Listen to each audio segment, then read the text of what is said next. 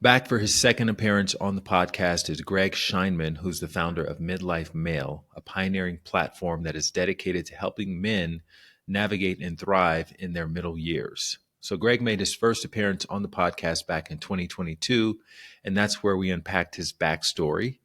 And in this episode, we dove deeper into Greg's philosophy on optimizing midlife by focusing on what he calls the 6 F's: family, fitness, finance, food, fashion, and of course, fun.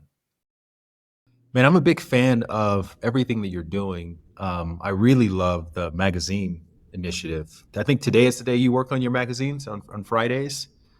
Exactly. Yes. So as soon as we get off this call, I had the final editorial proof call of the week, and then it goes out every Sunday morning. Okay, so you're not the one on Photoshop putting together this stuff. You've got a team of people working. Fortunately, no. So I have a very, very small team. This is evolution and growth. And one of the things I say is that progress is a process. Years ago, when I first kind of was conceptualizing and starting what Midlife Male was still evolving and growing into, I had magazine covers, on my vision board. And I had GQ and Esquire and Men's Health and Outside and Men's Journal and The Atlantic and all these beautiful covers that were out there. And it's like, the vision that I had was I want to have a magazine, by midlife men, for midlife men, about all the things that I'm interested in. And quite frankly, all the things that I feel these publications have left behind, where they've shifted into, totally on my soapbox, have bigger biceps over 40. They'll just tag that stuff on there, but it's really the same article and it's written by a guy in his 20s, or now AI or something like that. But I had this vision for a magazine for midlife men that went narrow and deep, that explored these topics of family and fitness and finance and food and fashion and fun in a manner that felt relatable and credible and also aspirational for me, which was coming from a lot of men whose names are not known by almost anybody in the general public, so it wasn't about that sensationalist A-lister or celebrity or athlete and all of that. We get a lot of those right now, which is awesome, but also the real guys, that you can go, I see light and I can do that. I can kind of be that. I can get into that. So long answer, but the way we got to this digital magazine format years later was me, when it was a newsletter, writing it myself in my backyard, putting it out there in straight textual form, having trouble cutting and pasting photos and all that. And it didn't look like what it looks like today. And now I have this small and amazing team with Nick and John and Kirk, and when the four of us get together and we put it together, but nobody wants me pushing the buttons on Photoshop or anything technical at all. Is it mostly an e-magazine, right? Yes. Because it looks like it could be a print magazine, the way you present it with the beautiful. Thank you. That again, also the idea was that we wanted great photography. We didn't want it to be posed. We wanted these photos to come from the men and their families themselves, both on the kind of inside and outside. So it's designed to look like a physical magazine. And when you open it in your inbox every Sunday, you're turning the pages as you scroll through. I mean, this Sunday's issue I got is 4,000 words. And like, even my editor, John, is like, we have a 4,000 word newsletter right now. Yeah, it's beautiful, man. Also, when you have people like Troy Aikman on the cover and you have Garth on the cover and Jason and a lot of like recognizable faces, Chip Connolly, who doesn't want to be on the cover of a magazine? So it's such an easier sell when you're wanting to interview people, right? To show them, look, these are the covers. It's just like really quick. I'd be surprised if you're not getting quick yeses from people who you reach out to about being featured in the magazine. You make such a good point here for a few reasons. First of all, I'm grateful for the Chip Connollys and the Dr. Garth Davises and the Troy Aikmans of the world who have given me permission and access to talk to them and invite us all into their worlds. And I think answer a lot of questions that they haven't been asked and answered anywhere else. So on one end, the generosity of Troy Aikman to talk to me and go to a place that is very different. I don't want to have a football conversation with Troy Aikman. I'm not qualified to have a football conversation with Troy Aikman. It's been done 1,000 times, before. The conversation we want to have is Troy Aikman as a husband, as a father, as a man. What he puts on his body, what he puts in his body at 57, he's 57 years old right now, being in better shape than when he played the game. His struggles, his failures, his success, what we call how I see it, how these men see it in there. So, that's amazing. To your point about getting yeses, the yeses have come because there have been so many no's. The yeses are not easy. The yeses are, like they say, the 10-year overnight success. The yeses, Troy was years until we got that finally scheduled of developing rapport and credibility and trust. Chip was like that too, and then invited me down to Modern Elder Academy. Garth became a friend living in Houston that we related to through our kids being in school together. So I just want to point out that to anybody who's out there at any age or stage of life, when you are starting something or anything, no is going to be what you hear most. And if you look at so many of the earlier guests, and this is why I'm so thankful and so grateful to those men too, what do you go after? You go after the low-hanging fruit first. Your friends, your family, the person who knows somebody that you could get to, right away. And that's how you also become a better interviewer. That's how you build momentum. That's how I think you hone your craft. So my gratitude for those men who allowed me to be so shitty at what I was doing. So if I can say it, to just be like such a novice and to just be testing and retesting and trying and seeing where this goes, because now, I'm fortunate to be getting more yeses than no, more invitations, and that's fantastic. And at the same time, really trying to preserve and enhance the brand with this combination of the Troys and the Garths and the Chips, with again some of the names that the general public would not know, and somewhat utilize the celeb or the topical or the you know what I mean, like the known, as an also way to introduce some of the new and different. And thank you, Greg, Midlife Male. We hope to be a brand and as a person, I hope to be somebody who amplifies other individuals' platforms and introduces other people, product, places, things, experiences to men, so that they go, okay, that's where I'm getting my information from, because that information is valuable and that information is real. And I didn't know that before, or I hadn't heard that before.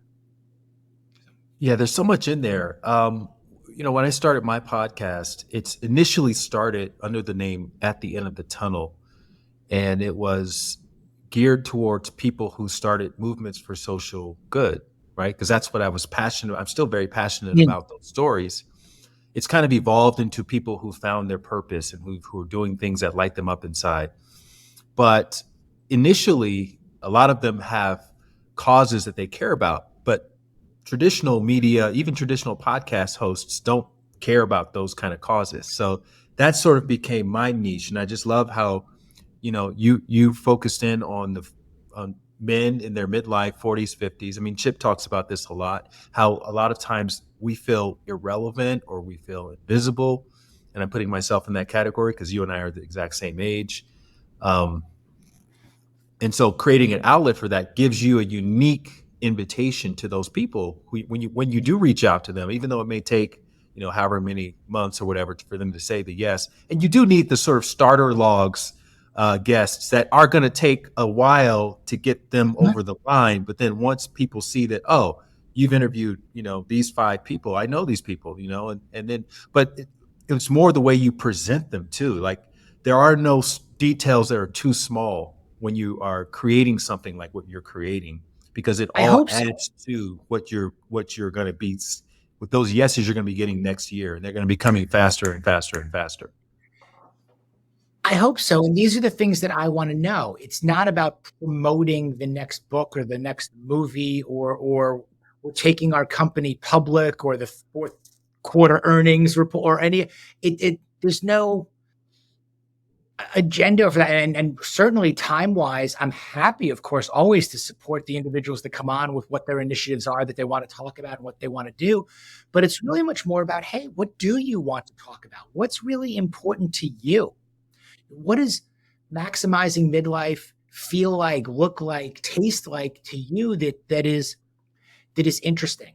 And because we're focused on these middle-aged men, what also is often happening in that they're in these different periods. They're in these different periods of personal growth and evolution. For athletes, they've been retired for a while. Middle age. You talk about athletes and musicians and celebrities, and a number of the actors that I've talked to, they were child actors, teen actors, big in their 20s, and they get to this spot in their 30s, 40s, and ultimately 50s. And how, again, do you grow and how do you evolve? And this happens for all men, myself certainly included, which was the impetus for this all happening, in my 40s. Where do we want to go? What do we want to do? The changes in our lives, whether that's corporate, personal, professional, emotional, spiritual, financial. Been married longer. Maybe we've been divorced. Our kids are getting older. We don't have them. Have we missed windows of opportunity? Are we squandering opportunities? Are we seizing and looking to seize other opportunities in the future? So I just love that it's all on the table. And that's where I think the depth and the richness in all of it is. And at the same time, man, like I'm extremely shallow. Like I want to know who makes your t-shirt. Okay. I want to know like what skincare products you use. I want to know how like your head is not shiny like mine is all the time. Like I want to know what they eat for breakfast and the cars that they drive. Like I want to know, give me the answers to the test so I can say like, hey, okay, I'll try that, or I can look at that, or that's cool. That works for him, but it doesn't work for me. We've all got the same 24 hours in the day. 7 days in a week. And I'm just really in kind of insatiably curious about how other people do things. And some make it look so effortless and make it look so good. Let's peel it all back. Let's talk about all of it. All right. So I do want to, we last spoke in 2022. I think it was September of 2022. I'm sure a lot has happened since then. Wow. It's been that long? Okay. Been that long. Yeah. And so can you just give us, for the great thing about doing a second plus interview is that we've done your deep dive backstory, talking about the little card table that you met, over in, and that just all that. So, yeah. Michael Eisner. Yes. Michael Eisner. And so people can go back and listen to that and get caught up on how you sort of became the midlife male guy.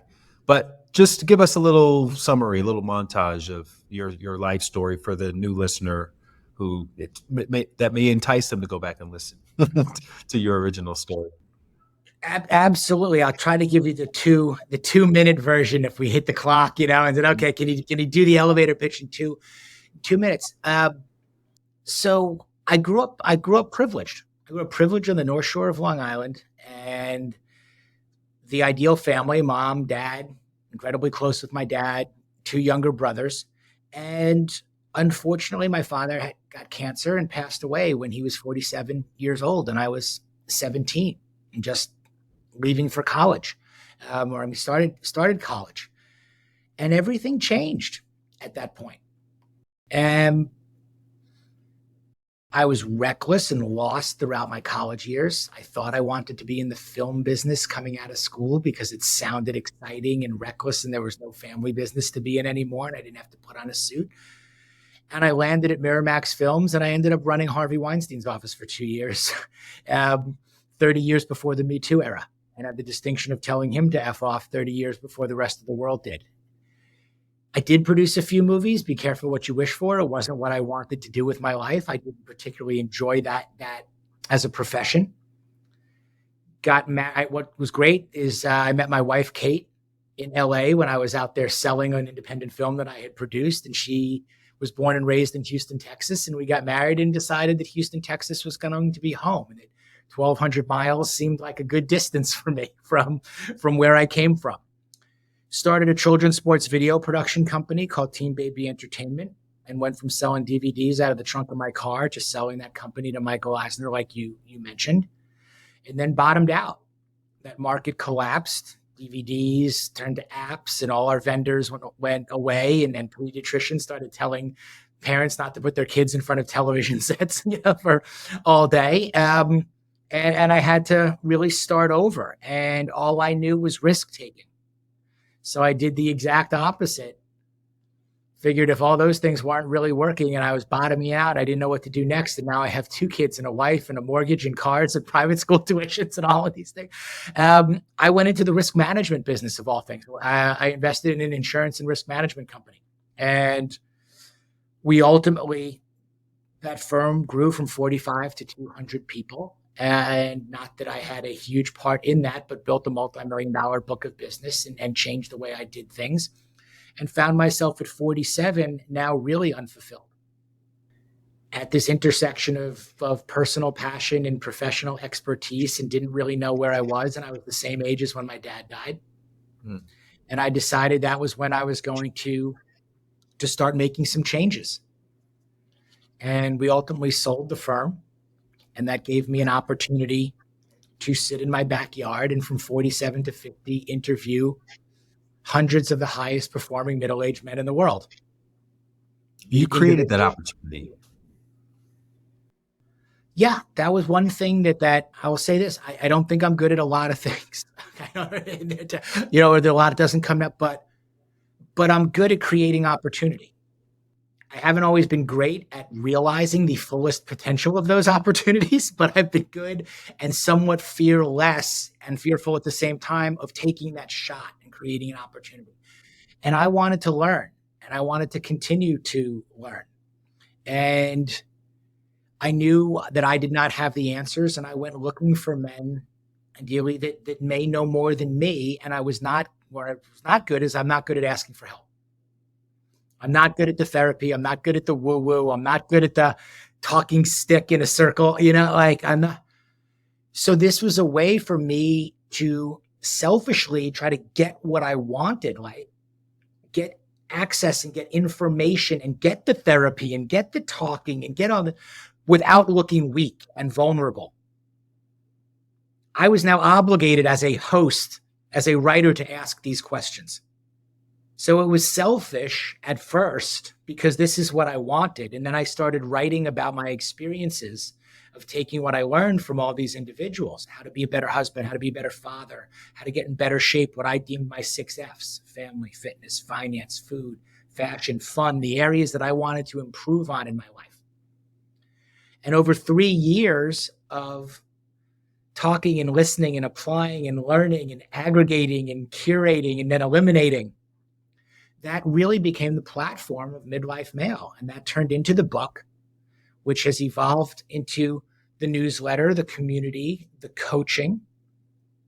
And now what really looks and is this digital magazine, this realization of that our covers look, I think, better than what I had on my vision board, to begin with. The men that we put on our covers, the people that are there, I get a different feeling from that. And I hope our readers do too, than what they're seeing out in the marketplace. And we can disrupt and we can differentiate ourselves. And I believe that there's power in this niche, this underserved niche and demographic.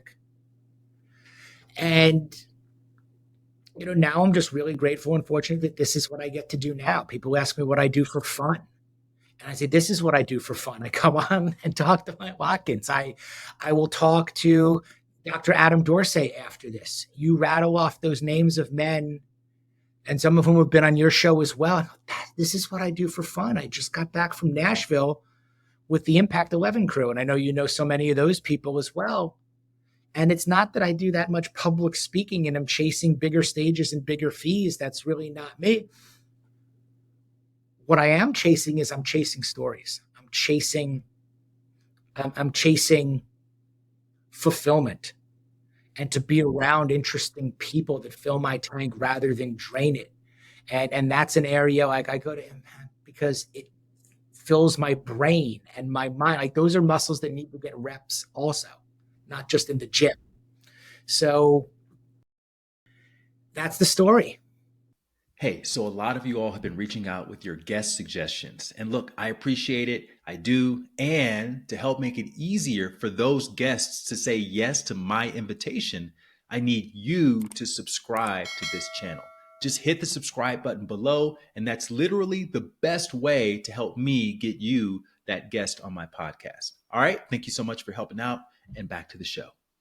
So you said around 47, you realized you were unfulfilled. And I just want to double click on that, because for those listening to this who may have some symptoms of, but not quite sure what that even looks like these days, because there's so many contradicting opinions about this online, and this idea that you need to quit everything and follow your passion if you feel a certain way.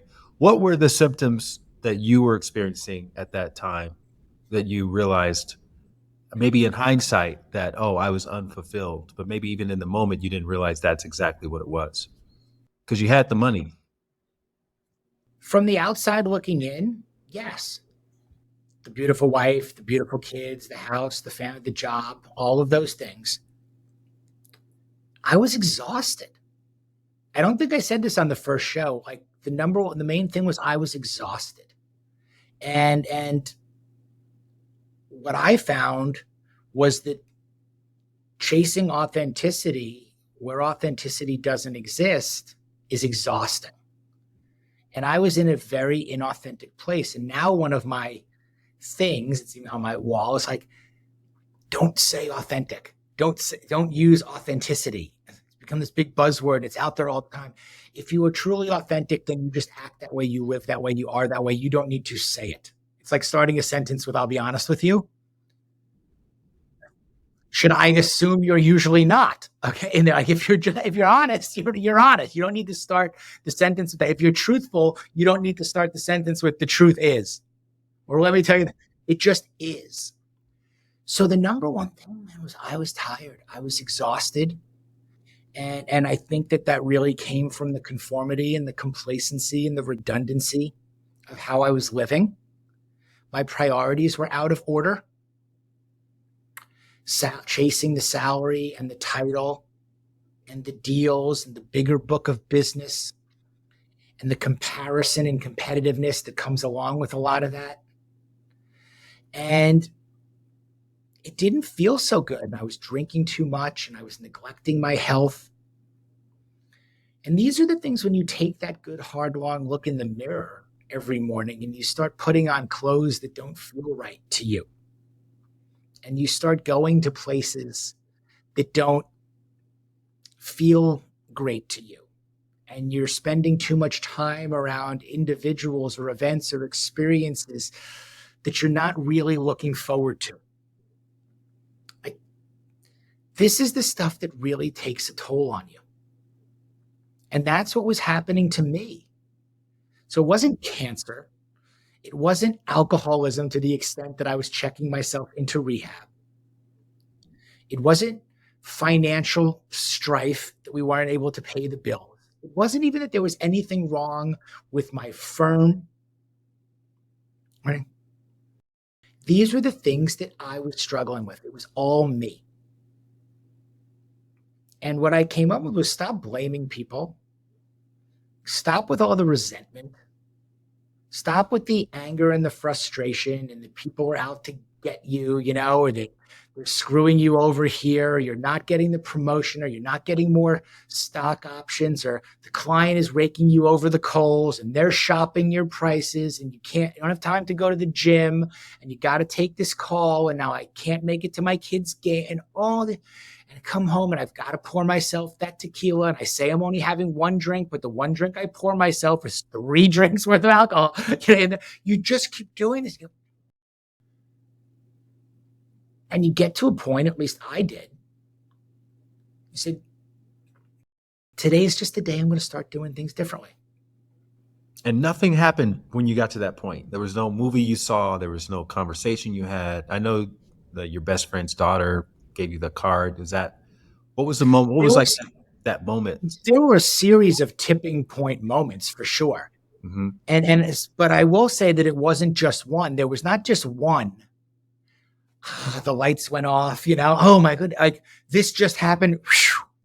Now I'm going to be this. I just dodged that bullet. Boom. Okay. I'll never do that again. And I'll do this. It was a series of them over years. It was my friend's daughter drawing my birthday card in the shape of a bottle of Patron tequila. It definitely resonated with me that I'm drinking too much if she associates me with tequila. It was my 10-year anniversary with my firm, sitting in the parking lot in my reserved partner spot, looking at the building and knowing my office is on the 25th floor, overlooking all of downtown, and not wanting to get out of the fucking car and go inside. It was getting turned down to manage, the Little League All-Star team after winning the district the year before. It was all these strange. It was a circus of events. It was buying bigger pants. Wait a minute, I'm not a 32 waist anymore. When did buying bigger pants become the solution to my problem? The answer is not buying bigger pants. It's realizing you keep adding weight. When do you stop and say, the answer is getting your ass into the gym? When do you put the tequila down? When do you say no to taking that client out for the 40th dinner that keeps you out to, 2:00 in the morning, so that you now can't get up at 6 to get to the gym? These are decisions and choices. I want to interject something into here. You've been married. I think you're probably, we're sort of that last generation of people who probably will be married for decades. You've been married. You've been together for almost 30 years. Married, I think, for 25 years or so. We're coming up on 25. Yeah. So as you're going through all of this, what's the dynamic like with your wife? Is she supporting you? Is she, because women are really good at like intuitively pointing things out. You drinking a little too much, Greg, or how do you feel about your job? You don't seem that happy. Like, were you hearing? Was that happening? B, were you hearing it? And C, is there something that a partner can do for their spouse that can support the incubation of this sort of, as Chip calls it, the chrysalis phase, going from the caterpillar to the butterfly of midlife and thriving? So here's the difference, or one of the differences between Chip and I. Okay, and Chip is great. Other than the obvious difference. I hear caterpillar to butterfly and chrysalis and all this, and like, I fucking pucker up. I'm sorry, I do, because I'm an angry, like, I have pent up anger and aggression and a chip on my shoulder. Nobody did it. And all of these things, and weaving some of the softness into that, and modulating those things are really, really challenging for me. So I know this too, even with Kate, with my wife, who is unbelievable in this, because I have put her on a roller coaster. Like, we've been, of this.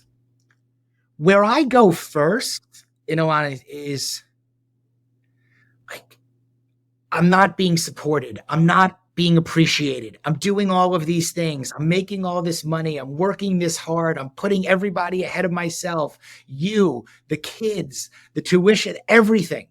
Like, what about me? What about me? When do I get my appreciation? When do I get my initiation of affection? And where's the thing? I have a chapter even in my book that's like, feed us and fuck us. Okay. Like, what do I want? I want to be like, what do I really need to be happy? Like, it's not that hard, like, for me.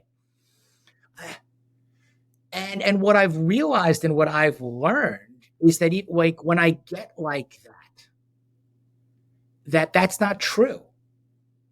I just haven't been that she is there and the kids are there and all of that is there. And that again, I miss it. A lot of times I miss it because I'm so caught up in the momentum. I'm so caught up in the more, and it's more is easy. Going after more. What's hard is simple. What's hard is doing less with more focus. What's hard is noticing the love and the appreciation and the guidance and the little things that she's doing for me, for our family, for us. So I'm really working on continuing to work on it after all of these years. And we have a really good relationship, but we also have a very, hey, like she's a very independent person. She knows who she is. I've always struggled with figuring out who I am and figure out and what's important. And I say knowing what's important is what's most important. The reason that's rule number one for me is for that, because that's really hard. Like that's enough for me to focus on every day. What's really important and do that. Focus on that. Who's really important? Focus on them. Keep giving to them. So we have this really, really close relationship, but I think we also have this very independent relationship and mutual respect for one another and appreciation for each other's differences that are there, that she also allows when I go off in some of these other self-pity parties and anger and frustration start to boil, that she knows also, and I know this too, like he'll get past it, he'll get over it. Like this is my way of, I'll go to the gym, I'll blow off some steam, I'll take that high intensity weekend, event that I'll go to, and you know what? Then we put it back on the shelf. And by the time we get to our age, we know a lot of people who have gotten separated and divorced, and again, as someone who's been in it for literally decades, you hear the stories. Your friends come to you, oh, she's this way, she's doing this, she's doing that. I don't think this is going to work. What are you noticing in the field when it comes to maintaining healthy relationships? What people are not doing, and the sort of delusions that the cognitive dissonance and the confirmation bias that we all have when it comes to justifying pulling the plug versus staying in it? I think often we don't realize, at least for me, we don't realize that we're pulling away or that we're not doing what we used to be doing. So I talk about like continuing to date your wife.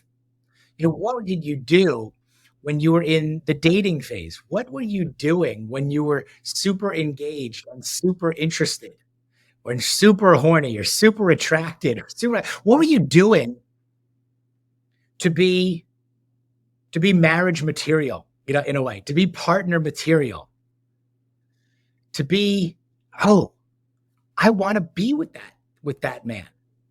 He's funny. He's generous.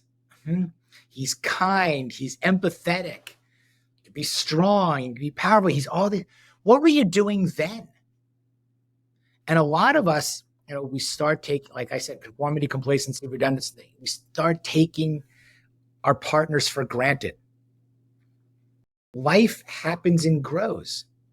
Careers, children, obligations, responsibilities. I hear this, we're like two ships, just passing in the wind. She's got one kid, there's the other kid, and we're going here and there. And, you just roll out of bed in the morning and you're already behind. So you don't even acknowledge one another and give them the kiss in the morning, and you're both up and who's getting into the bathroom first and brushing it. And it's, so I would offer in this regard and to lean in. The easy move again is she's not doing this for me, or he's not doing this for me, or I'm not getting this, so therefore I'm not going to do it. I'm waiting for her to initiate and give me that hug because I walked in from a hard day and I got my ass handed to me by this client. I got this person that said no to me. The hour and a half podcast we did that we thought we recorded, never uploaded it. I don't know whatever it is. And I'm waiting for like that hug. Okay. oh man, you're incredible. You're terrific. Let's go. Like, let's get it on. Like, I can't like, and what if you stopped for flowers on the way home? What if you asked, could I pick up the dry cleaning? What if you initiated that hug? Even when you, what at those times when you want it the most, you gave and you leaned into doing what it is you actually want? What would happen then? And at least what I've found, selfishly, is you start getting more of what you want. When you start giving and you start doing and living by and leading by example, not just in a relationship, I apply this like everywhere. I think how you do one thing is how you do everything. But if you're not getting enough affection, try leaning in and providing more affection. If you're not getting enough attention, try leaning in and being attentive. If you're not being asked the questions that you want to be asked, what if you started asking those questions? What would happen then? It comes back to the simplicity of looking in the mirror and saying, like, I own this. Now, if you do all of those things time and time again, and you mentioned, and it is still not reciprocated, or you're still not feeling that you're being met halfway, I understand divorce. I understand separation. I understand that relationships can be finite in a way also. I believe that life is short and we shouldn't spend our entire lives being unhappy, and certain things shouldn't be so much work all day, every day for years too. But I do believe that you also have to exhaust and try, all of the options. And I think the vast majority of the things that you can try, you can always, again, I say control what you can control. You can always control yourself. And I think you owe it to yourself. You owe it to these relationships in all areas. You owe it to your health. You owe it to your kids to really, really put your best foot forward so that you then can look in the mirror and you're proud of the man staring back at you. And you say, you know what? I really did. I gave this my best shot. No shortcuts, no excuses, no bullshit. Like I really gave this my best shot. Yeah, I think there's a little bit of a disconnect because I think we think, especially nowadays, we think that relationships are just supposed to be easy, supposed to flow, and I think it's more like it's like a business, like a startup. Your relationship is like a startup, and you have to give it that same level of attention and intention when it comes to every single aspect of it to keep it in the black, to keep the love, the connection, and the communication in the black. And just like with your clients, you have, people treat their clients and their coworkers with more respect and with more thoughtfulness than they treat their partners. And they just expect that their partners should just read their minds and understand what's going on. But look, we're all going through things. And so, yeah, I really admire, from my perspective, I've never been married before. I've been in a lot of long-term relationships, and,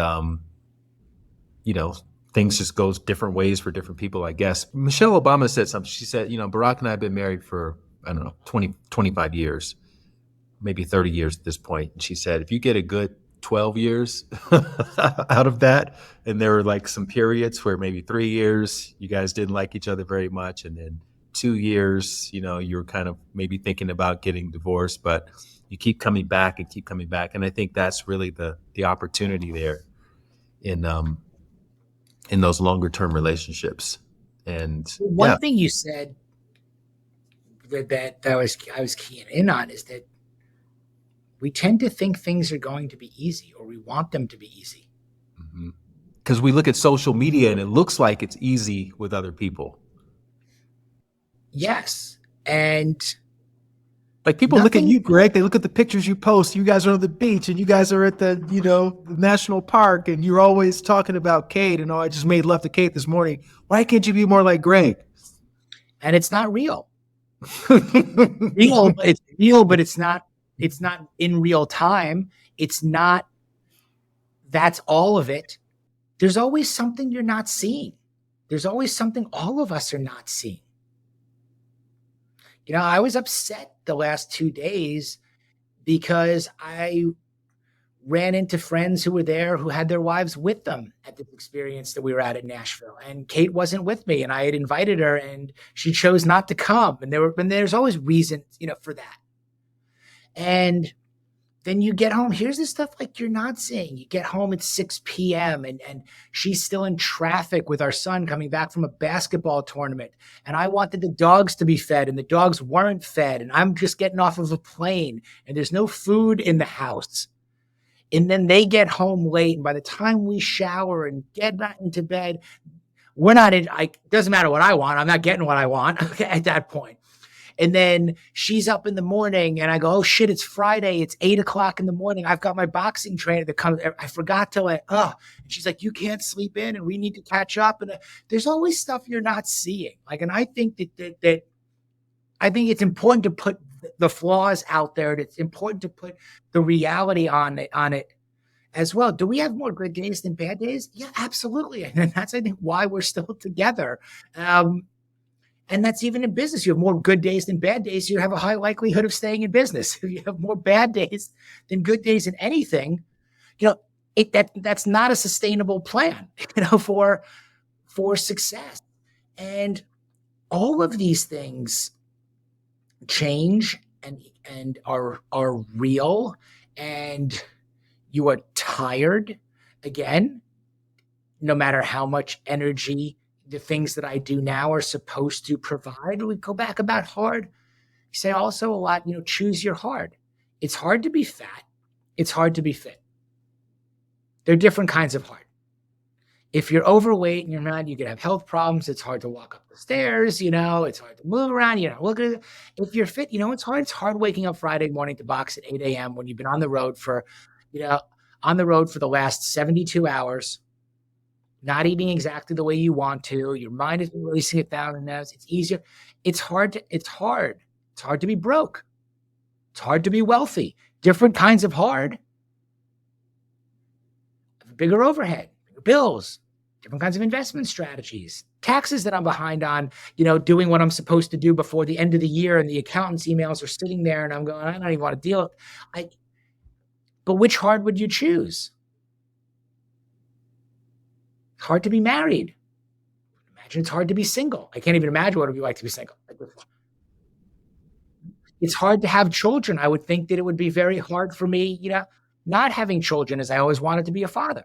Every stage of my kid's life is hard. Hard and joyous. Now they're 21 and 18. A whole different level, So it's all hard. I think when you get over the expectation that anything is going to be easy, that gives you the opportunity to step back and think about which hard do I want to choose. And there is nothing, here's the other thing, there's nothing complicated about being successful or having greater success or greater probability and likelihood of being successful. Because there are measurable and quantifiable ways to be successful in everything that we have been talking about. If you want to get in shape, there are measurable and quantifiable ways and programs that we can get you on that if you are willing to put the time, energy, effort, money into, you will get in the best shape of your life.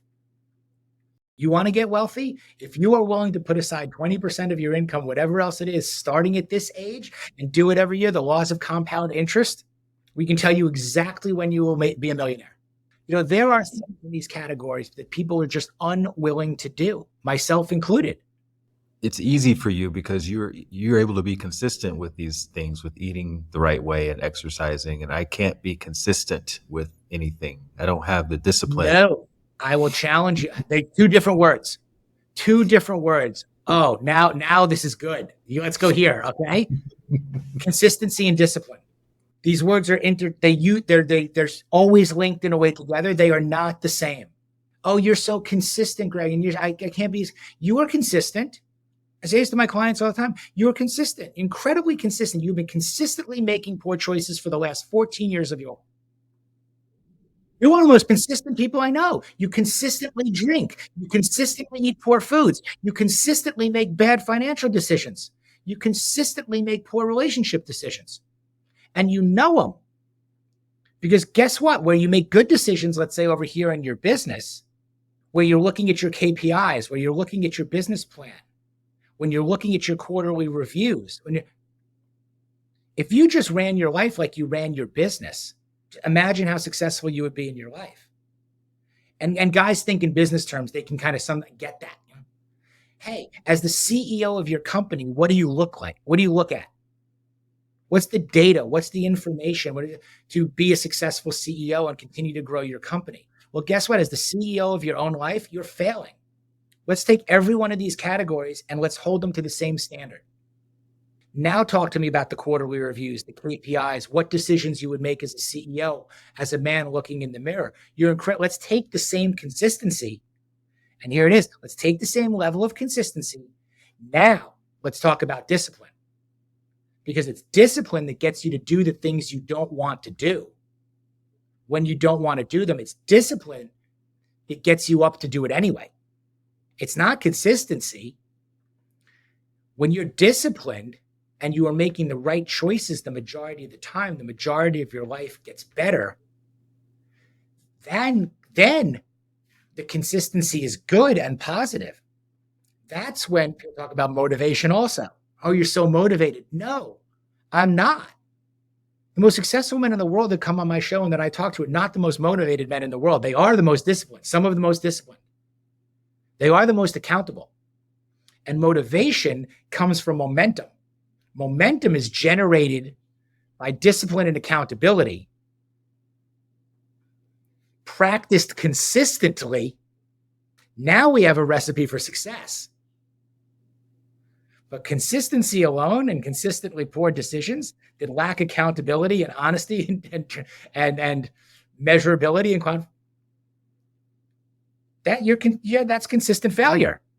And look, it can be challenging going from consistently being a couch potato to consistently going to the gym, right?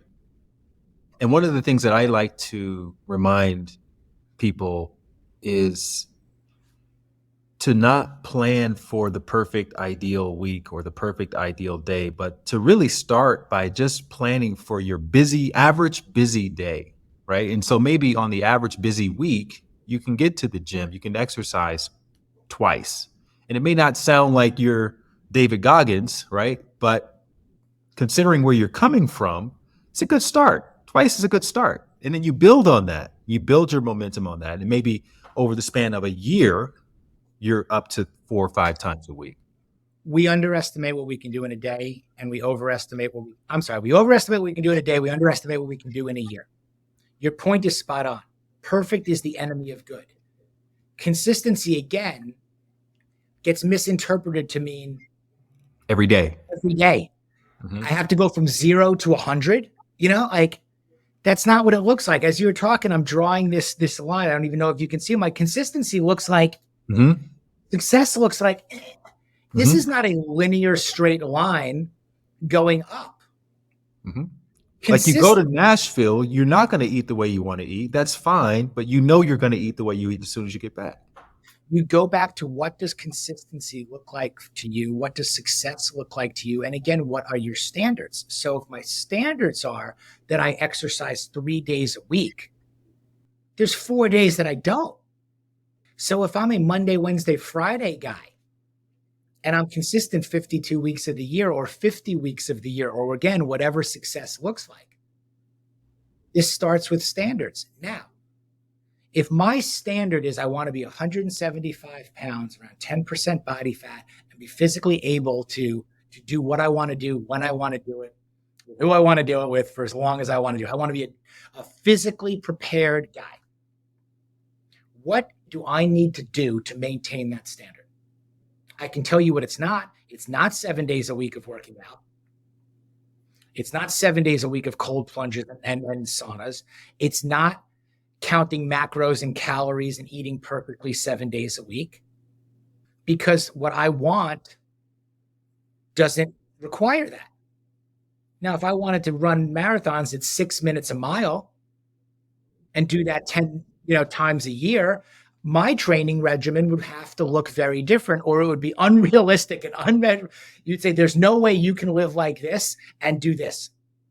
Just like there's no way, Greg, you could sit at home on your ass and work 2 days a week, coaching 2 guys at a time and make $1 million. The math doesn't work.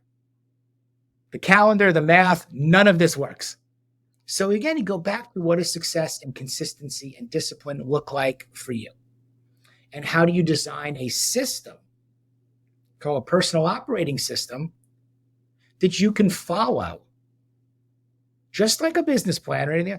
So that, because I'm simple, man. Like I'm like a golden retriever. You throw the ball, bring it back. Throw the ball, bring it back. So like I need a plan. Where I was screwed up and I was not living really well was when I was rudderless and didn't have a plan. When you sit down, and I know you know Cameron Herold, I think, and Vivid Vision and Chip, and a lot of these guys talk about this. And there are lots of different systems and plans, great ones, but you got to have one, and you got to write it, and then you got to follow it. So to get in that space to create that plan, like a lot of people, they associate me with meditation. I'm like the meditation guy. I've been for decades, right? And that's fine. I know a lot about meditation.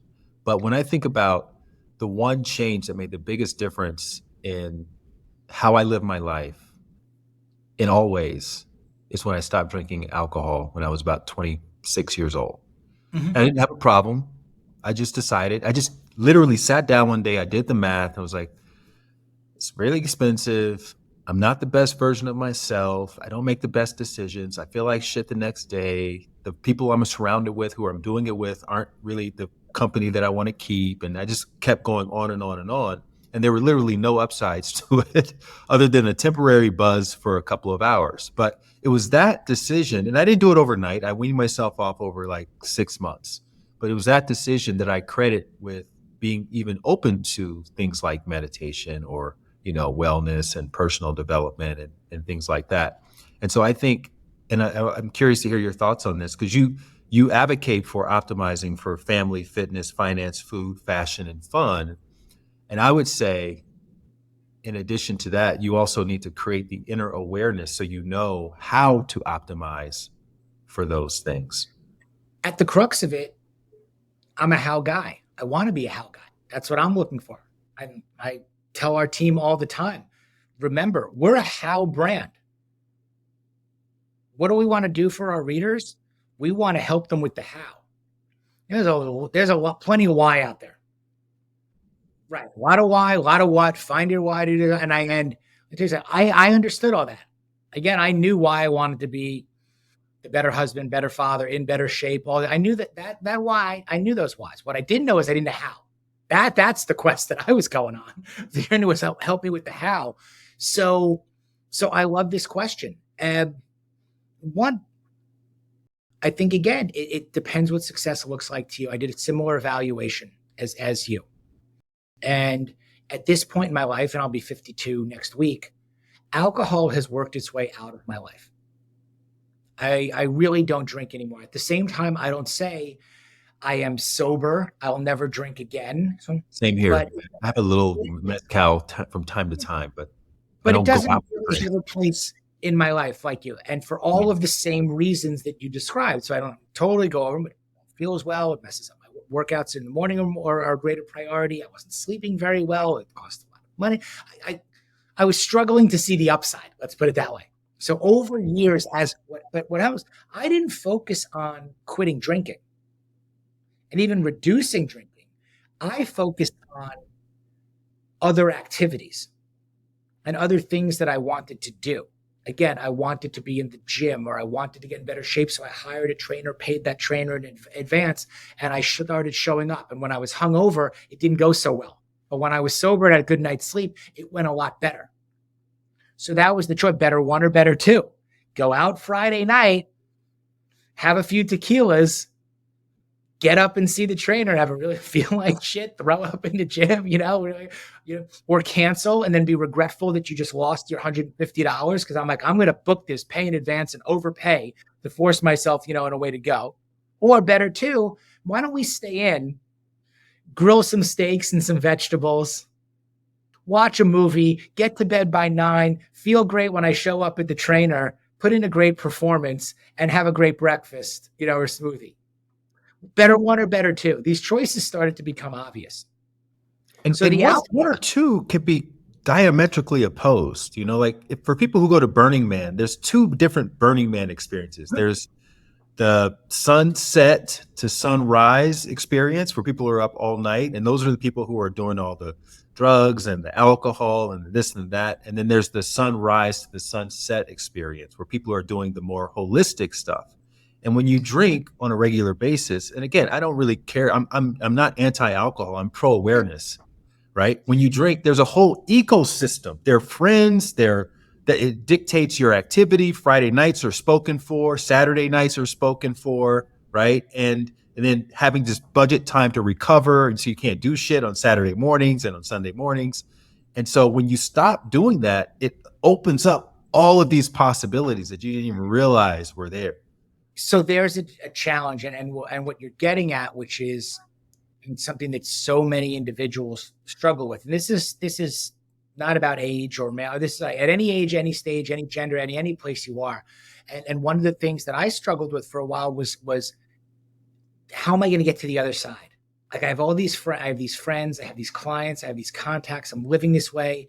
My life is revolving around socializing, which involves alcohol, which is involved all these things, and not going to. And like, where am I? Like, how am I going to lose all these friends? Am I going to lose all these clients? Am I going to what are the costs that come about this? Or what are people going to think? Or how am I even going to get to, are there like healthy, sober millionaires that I could sell insurance to, or are there I don't know, because I'm not in that world. Or guess what? I've never been to Burning Man. So my association is I'm not going to Burning Man because it's the former. And then you explain to me that there's the latter, like there's a whole. So what I've learned, like you, is that I believe that anything and everything that you want out there in life, it actually exists. It exists. And that it is not only possible, but highly probable for you to be successful and have it and get it if you are just willing to really look for it and go after it. But you will be constantly challenged by this. So meaning like my life now with alcohol in it, my friends, my relationships, and so many of them are people that I met after the age of 45. You will leave some people behind. Some people will leave you behind. I don't get invited to poker night, golf, okay, and big parties and events and drinking anymore. I don't. Why? Because when you write about not wanting to go to parties, not drinking, not liking golf, guess what? The other dads stop inviting you after a while. Because they don't want to hear that shit, or they don't want to look in there. They don't want to they're fine. I'm not judging. Do whatever you want to do. Now, when I was inviting those guys to come work out with me in the morning, Sunday morning, garage door rolls up. Come on, guys, meet me Sunday morning, 9:00 in the morning, doors open. Let's all work out. And I'm inviting guys who are out fishing and drinking and at parties the night before and late night poker nights and wherever's going on, all of these other things. Guess who's not showing up at 9:00 on Sunday morning? These guys. Misalignment. But over time, and this just happened again in Nashville too. What was the closing of the whole thing? The gala or the ungala or whatever they call it. And it's partying and it's drinking and it spills out into Broadway and Nashville and all these other things. And do you feel left out? Yeah. Do you feel like you could make more friends, maybe book more gigs, have a greater connection by doing this? Do I feel left out? What did I have? I had a 9:00 in the morning workout the following morning, but with a client, with a brand partner, and when you're in that environment, you no longer feel like the outlier. It's about and you learn to behave and you learn to navigate and you learn to trust yourself and your judgment in these areas, because there will always be conflicts that come up or challenges that come up. And you get better at handling them. And I know I might have danced around your question a little bit here, but it's like, you can be whatever you want to be. You can be whoever you want to be. When I'm with my friends that are super fit and that don't drink guess what? We don't talk about fitness and we don't talk about not drinking. It's just who we are. We talk about all the other stuff. The only times I talk about fitness and alcohol are with people that aren't so fit and and drink a lot of alcohol. And then there's like a lot of backhanded compliments, self-deprecating humor. I couldn't be as consistent as you. There's discomfort.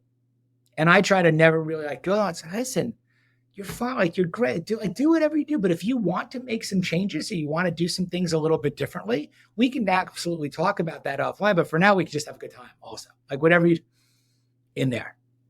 So it's another one of those things that lights me up as you say these things. Like, man, because you're going to be constantly faced with this stuff.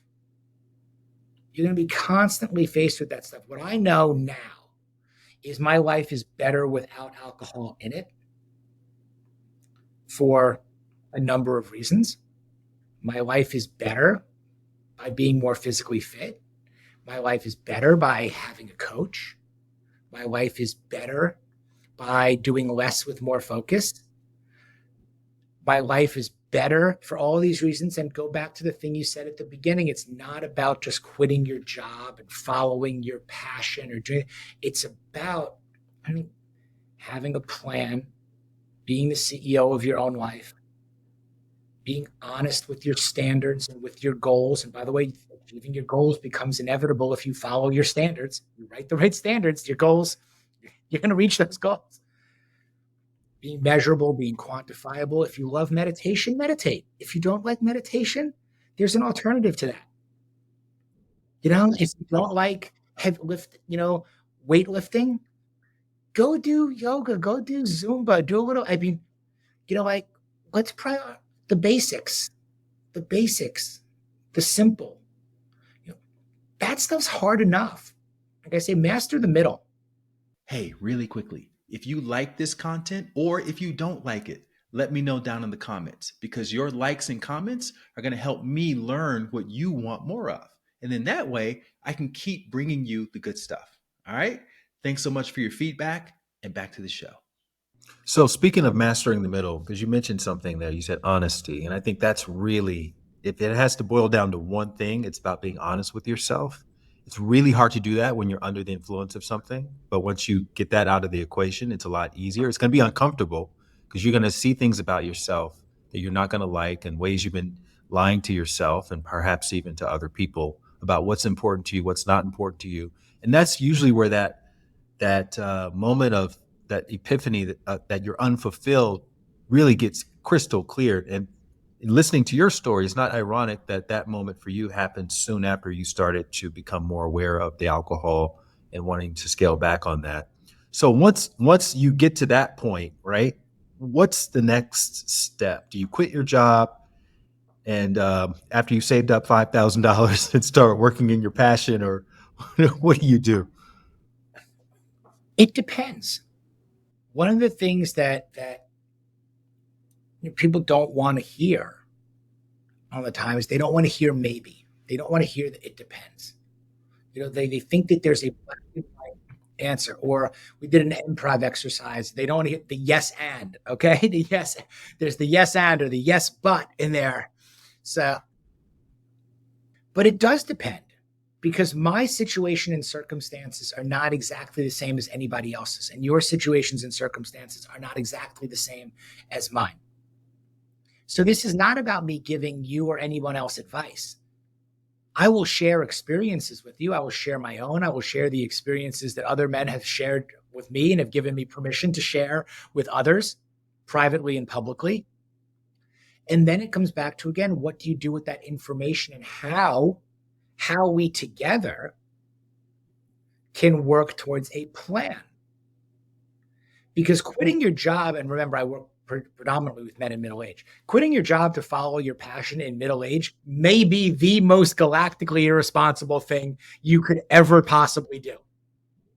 Because no matter how happy you are at your current job, no matter how unfulfilled you are, no matter how toxic you think the environment may be, no matter how much you may think the world is out to get you in this company, and that may all be true. It might, depending on levels of, when they turn off the faucet of that check stops coming every 2 weeks, the 401k is going away, the benefits for your family of 4, when all that gets turned off because you up and quit out of passion, out of conviction, out of, I'm not taking one more day of this, and Gary Vee told me to go quit my job and follow my passion.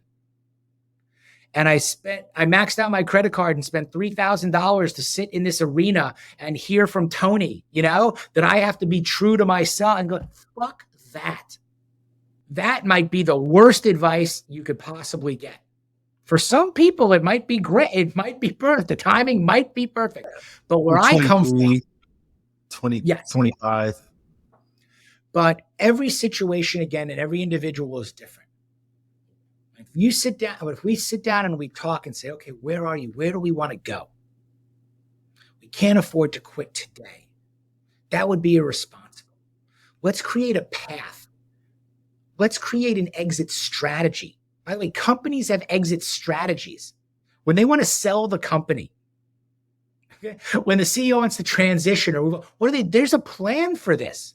I will be grooming my successor over the next 12, 18, 24 months. We are going to hire a company to position our company for sale. Our assets, our books, we have to get all of our ducks in a row before we go and we do all these things. Again, same with your life. Same with your life. Okay, I don't want to be here in 3 years. I'm 42, at 45, let's say I want to move on. Can I do that? That's 3. What does the next 3 years in a way look like?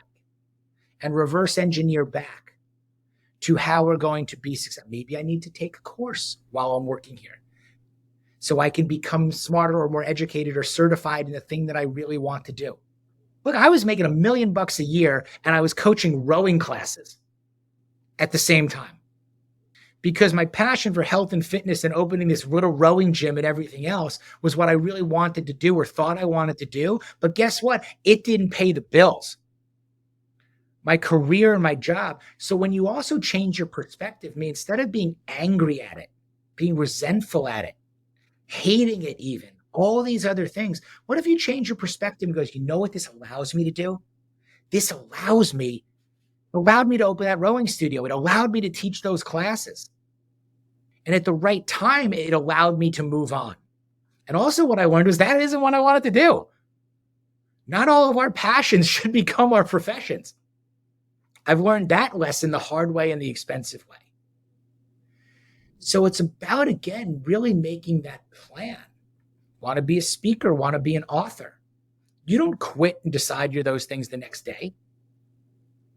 Who's booking me? It took a long time to write a book. For a couple of years, I said, I was one of the most highly paid podcasters and newsletter writers in the world. The reason I was one of the highest paid podcasters and newsletters in the world is because I didn't quit my job. My job and my career paid me, and that enabled me to buy an expensive microphone and a laptop. And there I was, a podcaster and a newsletter writer. And for years, nobody was listening and nobody was reading. These things take time. You know that. Mm-hmm. So I just tell people, don't quit your job. I just think that's good advice. Just don't quit your job to follow your passion, right? Instead, do more of what makes you passionate and then use that to displace whatever your it's similar job to the is. fitness and alcohol conversation. Again, not rocket science. All these things are the same. Don't quit the alcohol to get fit. Start working on getting fit, and you will ultimately reduce the alcohol. Because it's typically the opposite of the way we think. Yeah. Don't quit your job to follow your passion. Start pursuing your passions, becoming the best version of that. And then you may get to a point where you leave your job responsibly because of what you have realized and you have found. And then it's respected. And here's the last point I'll make. There's nothing wrong with working for a company. There's nothing wrong with not quitting your job.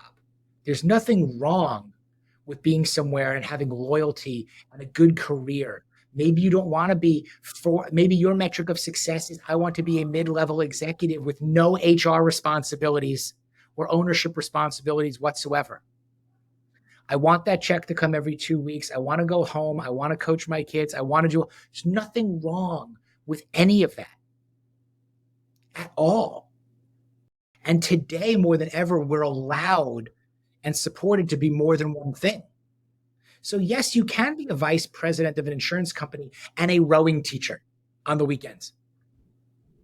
You can be an executive assistant 5 days a week and an artist at the same time. These things are not mutually exclusive.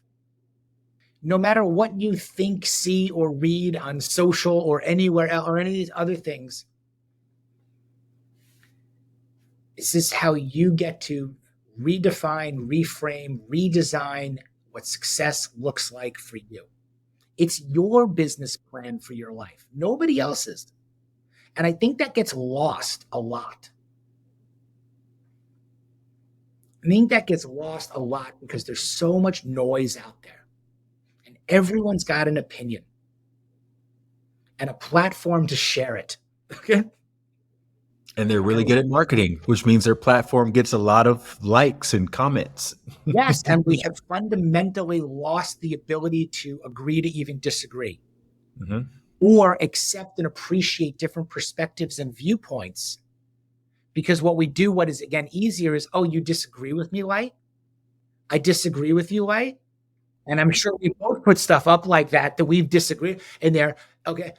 But so you know what I'm going to do? I'm not going to follow. I'm not going to listen to Light anymore or talk to Light anymore. I'm going to go flip the channel. And by the way, there's a million channels, YouTube's everywhere else, until I find the person who looks like me, acts like me, speaks like me, believes everything I believe in. And I'm going to go to that person.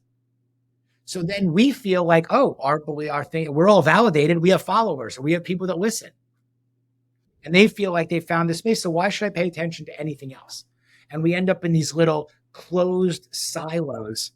I'm glad you brought that up because, you were very vocal. You are very vocal about the whole Middle East thing and all of that. What are some of the takeaways that you've had just from your business and then posting about stuff? And was there anything unexpected that happened versus what you experienced? Did you do anything differently?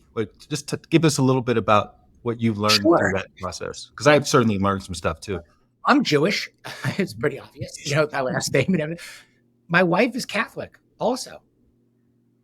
I did not grow up religious. I am not religious. We are not religious as a family. We were spiritual. But I have been very vocal and very transparent about my beliefs and what I feel about the situation that has been going on in Israel and what has happened and what is happening there. And some people don't like it and some do. And that's okay. I've learned a lot about a lot of people. I think a lot of people have learned a lot about me, for it and from it. I am in a position now where I don't have to put that asterisk under anything I say that says my views or representations are not the same as the company that I work for or anything else like that. And I'm not trying to be everything for everyone. I hope that people have an open mind. I hope that people are open to education. I am not saying that in a manner that everything I say has to be the way you're educated or you have to come around to exactly the way that I see things either. I think that as a speaker, as a writer, and as somebody who, and we all have voices, but as somebody who puts themselves out there personally and professionally at this point as having a voice, I think I have a responsibility to use it and to speak honestly and openly and transparently.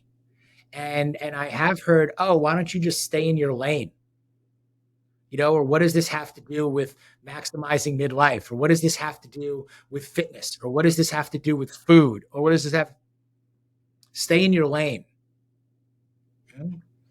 And my answer to that is, and I got this from, I think it was Jen Cohen. I think one time she had posted this text that she had gotten. It's like, why don't you just focus on your fitness or whatever? And she posted a picture of herself and she's super, super fucking fit. And it was like, I ain't worried about my fitness, or something like that. Like, I'm gonna do that. And the point is, We've talked about this before. Again, I believe it's all connected. It is all connected. If you want to trust me about anything that I say, then you have to be able to trust me whether you agree with me or don't agree with me on everything else. I think it's just as important. I can write the deepest thing, the most passionate thing about freeing our hostages and what I believe that Israel should or should not do, or whatever it is. And I can passionately go out there, and I don't profess to know it all or the details. And I get my information from various sources of media like everybody else. And we're all trying to figure out, who do you believe and who do you trust and what are we seeing and not seeing at the same time also. But I can write that. I can say that on camera. I can do this. And you know what I'll also have to do? I'll have to answer the DM from the guy that said, hey, I read that thing you put out there on Israel, or what you think about, teen suicide or what happened for your son. But, my question is, who makes your sunglasses? It's all of it. It's narrow and deep, and it's shallow and wide, man. And people are all of those things. And sometimes out there lands like a thud. Other times it connects well. Other times it lands, it lands like a thud, but causes a lot of ripple effect, and vice versa. And you've experienced, I'm sure, all of this too. But I believe in leaving the comments open. I believe in speaking and about what's timely and what's topical and what's going on in my head and my mind. And you know what? That is true to the message, because I'm still the same 52-year-old guy. And this is how I'm seeing it and living it now, and it affects every other aspect of my life.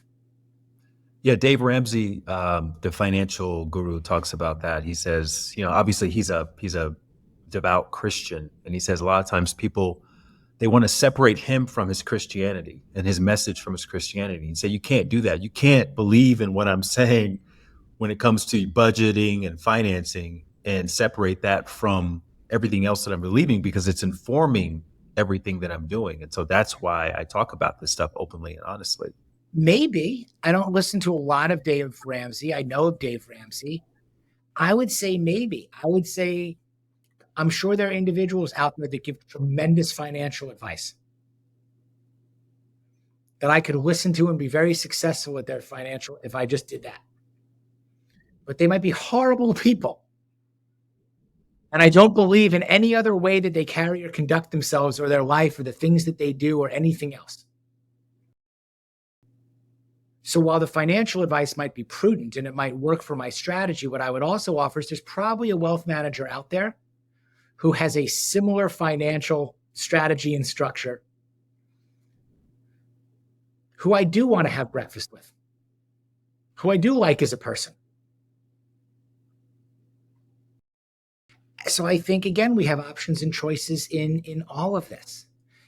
If I was on trial for murder, I would be looking for the best defense attorney in the world. I would not be looking for the best golf partner. I would not be looking for the best guy to party with. And so what do we, again, what do we need? What are we looking for? What are we trying to accomplish?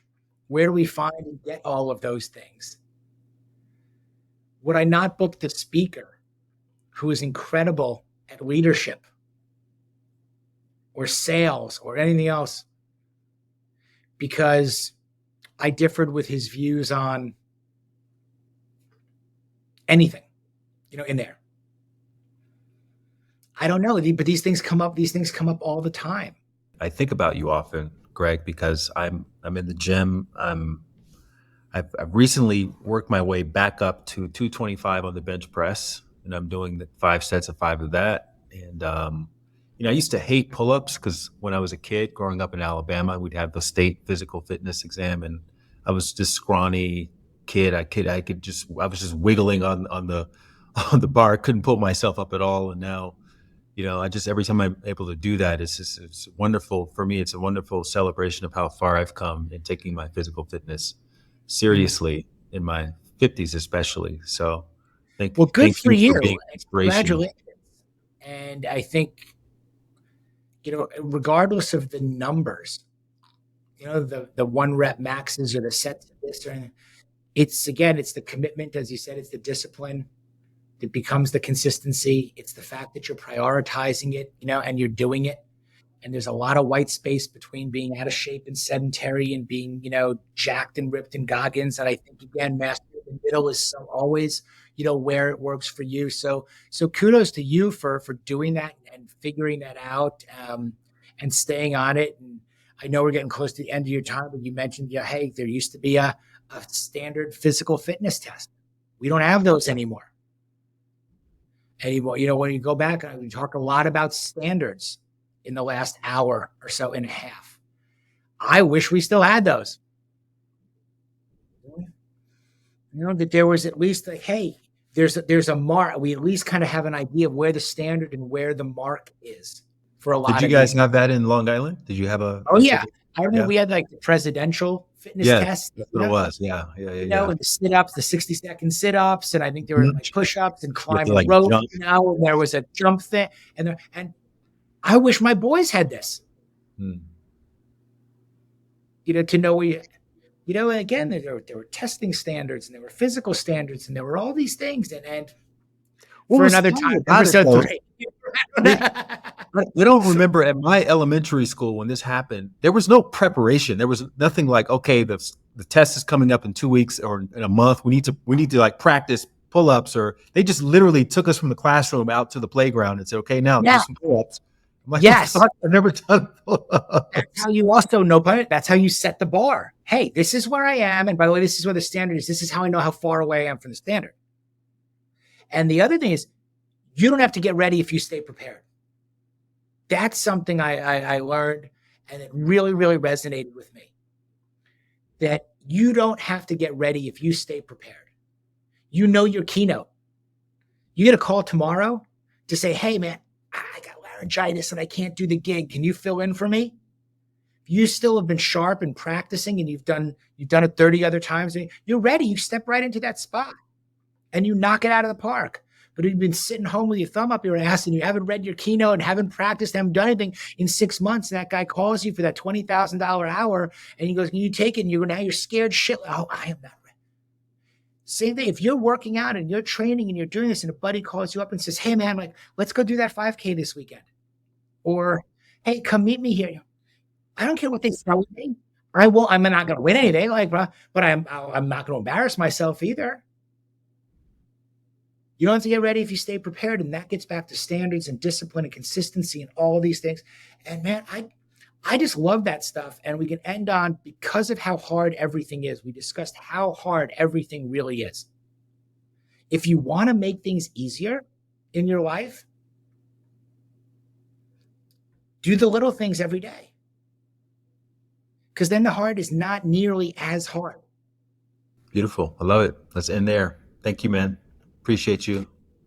Thank you so much. I always enjoy catching up with you. I appreciate you letting me be a guest, and on here and sharing. And you're welcome anytime at Midlife Mail. So we've got to talk more where I can ask you the questions and we can hear from you for an hour and a half, because that is much needed and long overdue also.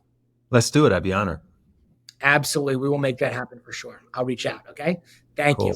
Thank you so much for watching. Just FYI, we post a new video almost every day, so make sure you comment and subscribe below so you don't miss out on anything. And if you enjoyed this video, I think you're really going to love this one as well. And if you ever want to see a playlist of all of my podcasts or all of the plot twists or any other category of videos, you can find links to those in the description below.